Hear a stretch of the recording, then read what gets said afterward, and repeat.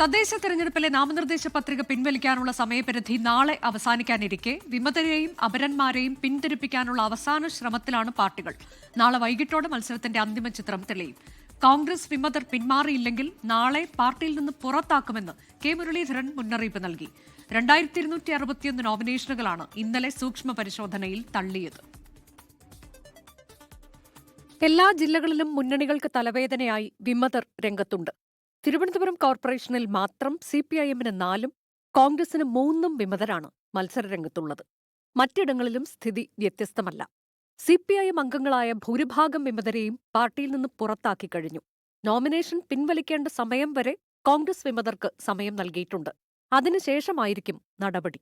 നാളെ വൈകുന്നേരം 3 മണി വരെ സമയമുണ്ട്. അത് കഴിഞ്ഞാൽ പാർട്ടിക്ക് പുറത്ത്. പിന്നെ വിമതരല്ല, പിന്നെ പാർട്ടിക്ക് പുറത്താണ്.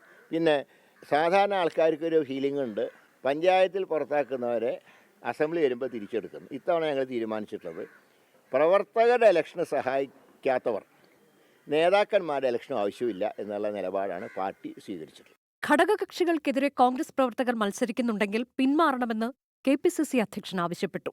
ഉദ്ദേശിക്കുന്ന കോൺഗ്രസ് നേതാക്കന്മാർക്ക് കോൺഗ്രസിലെ യുവാക്കൾ, വിദ്യാർത്ഥികൾ, കർഷകർ, തൊഴിലാളികൾ, സീനിയർ ലീഡേഴ്സ് ഇവരെല്ലാവർക്കും സീറ്റിന് അർഹതയുണ്ട്. പക്ഷേ എണ്ണത്തിന്റെ പരിമിതിയുണ്ട്. കോട്ടയത്ത് മന്ത്രി VN വാസവനെ പൊതുപരിപാടിയിൽ പുകഴ്ത്തി സീറ്റ് നഷ്ടമായ കോൺഗ്രസ് നേതാവും വിമത സ്ഥാനാർത്ഥി പട്ടികയിലുണ്ട്. പത്തനാപുരത്തെ UDF-ലെ പൊട്ടിത്തെറിയിൽ നേതാക്കൾ ഇടപെട്ടിട്ടും പരിഹാരമായില്ല. സ്ഥാനാർത്ഥി നിർണയത്തിൽ പ്രതിഷേധിച്ച് മഞ്ചേശ്വരത്തെ കോൺഗ്രസ് ഓഫീസ് നേതാക്കൾ പൂട്ടി. മഞ്ചേശ്വരം ബ്ലോക്ക് പഞ്ചായത്തിൽ 3 സീറ്റും ലീഗിന് നൽകിയതിലാണ് പ്രതിഷേധം. കാസർഗോഡ് വെള്ളൂർ പഞ്ചായത്ത്, മുനിസിപ്പാലിറ്റി എന്നിവിടങ്ങളിലെ സിറ്റിംഗ് സീറ്റുകളിൽ BJP-ക്ക് വിമത സ്ഥാനാർത്ഥികളുണ്ട്.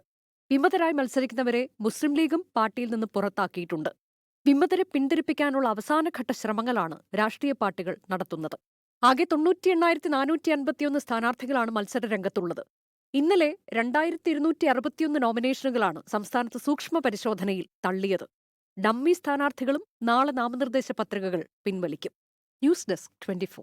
ലോകത്തെവിടെയായാലും ഏത് സമയത്തും 24 വാർത്തകളും ഓഗ്മെന്റഡ് റിയാലിറ്റി പാക്കേജുകളും എക്സ്പ്ലെയിനറുകളും വിശദമായി കാണാൻ ഞങ്ങളുടെ YouTube ചാനൽ നിങ്ങൾക്ക് സബ്സ്ക്രൈബ് ചെയ്യാം.